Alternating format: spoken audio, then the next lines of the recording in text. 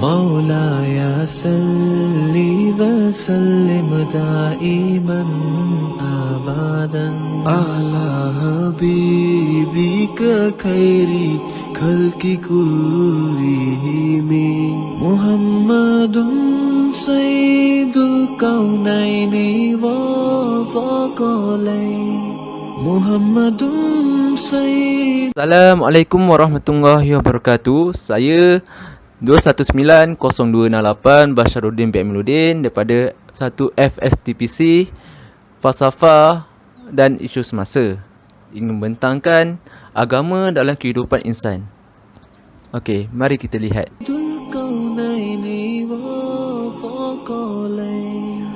Peranan dan kepentingan agama dalam kehidupan manusia. Agama adalah pegangan yang harus ada dalam diri setiap manusia. Tanpa pegangan agama, maka akan goyahlah kehidupan seseorang insan. Peranan agama yang paling dominan adalah ia dapat menjadi pemangkin kepada pembangunan seseorang insan dan sesatu kaum. Pegangan agama juga boleh menjadi asas kepada ketamadunan dan acuan kepada latar budaya masyarakat.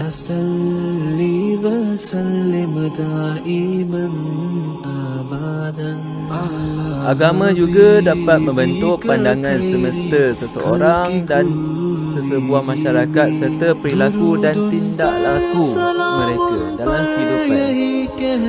Ini dapat dilihat dari segi pertuturan perilaku dan gaya hidup seseorang insan. Selain itu, agama memainkan peranan yang penting dalam membentuk pandangan dunia dalam kehidupan seseorang insan serta mendatangkan ketenangan dan keamanan di kalangan penduduk dunia, sehinggakan agama itu dijadikan sebagai sumber kekuatan dan mekanisme yang berpengaruh dalam pembentukan keselamatan serantau. Ini dibuktikan dengan prinsip agama Islam yang membencikan peperangan. Agama Islam juga melarang umatnya untuk memulakan peperangan dan menggalakkan menyelesaikan masalah dengan aman, iaitu musyawarah. Agama dan tamadun merupakan perkara yang sinonim. Tanpa agama, sesuatu tamadun tidak akan membangun dengan cepat. Ini kerana agama mampu memberikan suatu lonjakan paradigma kepada tamadun yang ingin membangun, dan ia juga merupakan salah satu elemen yang menolak dan menggerakkan sebuah tamadun dalam kehidupan. Okey, mari kita singkap sejarah dinasti Song yang tidak bermoral kerana Maharajanya memerintah secara diktator dan kejam. Dinasti ini pernah dilabelkan sebagai zaman pencerobohan orang gasar. Akibat kerajaan Maharaja yang kejam dan tidak bermoral ini, rakyatnya memberontak di bawah pimpinan petani dan akhirnya dinasti tersebut berjaya digulingkan.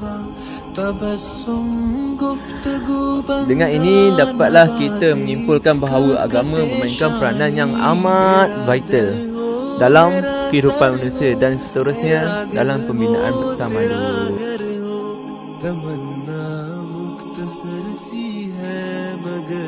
Akhlak masyarakat jahiliah sebelum kedatangan Islam ialah mengamalkan nilai akhlak yang buruk seperti berzina, melacur, membunuh, minum arak dan berjudi.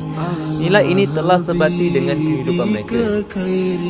Apabila Islam telah datang kepada mereka, Islam menekankan akhlak yang mulia. Bermula dengan perjanjian Al-Aqabah 1, masyarakat Madinah berjaya untuk berjanji tidak akan menipu, berzina dan membunuh. Nabi Muhammad SAW berjaya mengikis segala amalan akhlak yang buruk di kalangan orang Islam di Madinah.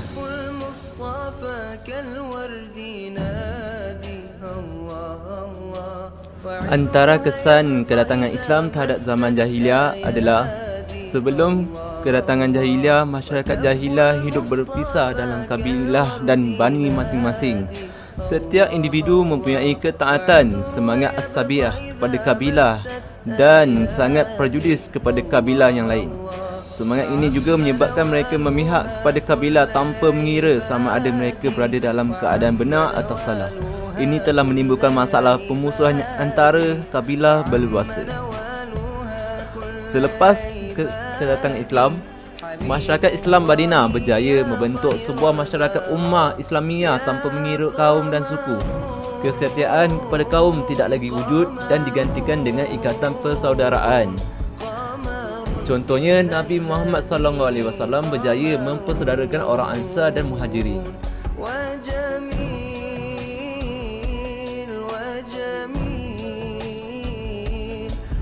Antara amalan jahiliah pada masa kini dari segi akhlak. Akhlak masyarakat jahiliah sangat buruk di mana mereka boleh melakukan apa sahaja tanpa batasan. Mereka tidak ada sistem nilai seperti wajib, haram, sunat, harus dan dosa. Oleh sebab itu, mereka boleh bergaul bebas antara lelaki dan perempuan, melakukan zina, meminum arak, berjudi, isap dada, memakan PSTC dan sebagainya. Tiada lagi adat sopan dan tata sila sebagai seorang yang beragama Islam. Ancaman ini menyebabkan manusia tunduk dengan hawa nafsu yang dipimpin oleh syaitan. Sebagai seorang yang beragama Islam, marilah bersama-sama kita berusaha untuk mengembalikan semula akhlak Islamiah ke dalam masyarakat agar mereka tidak terus terleka dengan keseronokan dunia.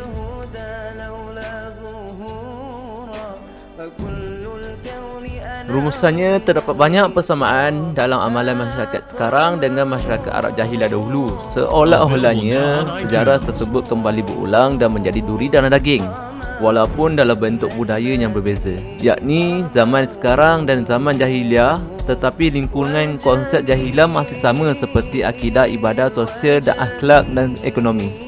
Malahan, sebahagian amalan yang dilakukan sekarang lebih teruk daripada zaman Arab jahiliah dahulu dan sebahagiannya menjadi tanda-tanda kiamat seperti fitnah yang dahsyat, lelaki dan perempuan bertukar jantina dan lain-lain lagi.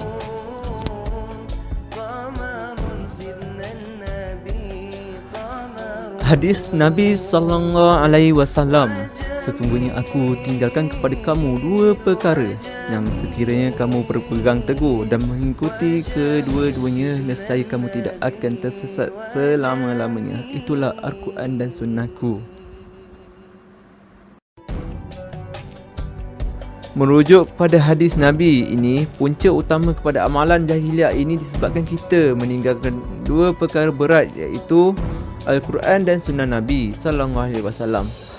Selain itu, amalan jahiliah berterusan berlaku kerana masyarakat kita tidak melakukan amal makruf nahi mungkar seperti ayat Al-Quran, ayat 111 surah Al-Imran, yang terjemahannya sebagai berikut. Kamu adalah umat terbaik yang dibangkitkan demi kebaikan umat manusia. Kamu menyuruh berbuat kebaikan dan melarang berbuat keburukan dan beriman kepada Allah, dan sekiranya ahli kitab beriman, niscaya akan lebih baik bagi mereka. Di antara mereka ada yang beriman dan kebanyakan mereka adalah orang-orang fasik.